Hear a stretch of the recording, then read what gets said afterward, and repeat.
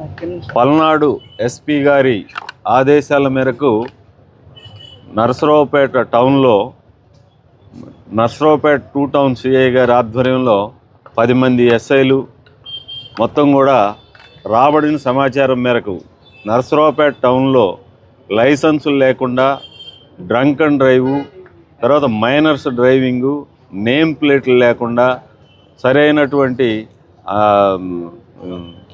Documents లేకుండా తిరుగుతున్నవి, గంజాయి కూడా తాగి తిప్పుతున్నట్టు కూడా సమాచారం రావడంతో ఈ రోజున 5 గంటల నుంచి 7 గంటల వరకు మరి స్పీడ్గా చెక్ చేయడం జరిగింది.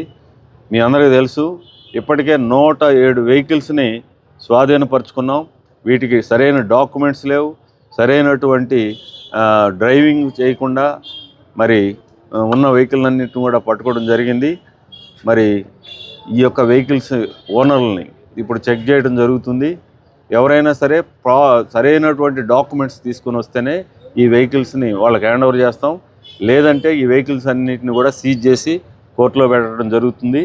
మీ ద్వారా నరసరావుపేట ప్రజలకి తెలియజేసేది ఏంటంటే, మీరు సరైన డాక్యుమెంట్స్తో సరైన పత్రాలు ఉంచుకొని వెహికల్కి సంబంధించిన సరైనటువంటి పిల్లలకి ఇవ్వకుండా పెద్దలే తోలేటట్టుగా మీరు మీ యొక్క పిల్లల్ని రిస్ట్రిక్షన్ చేయాలి.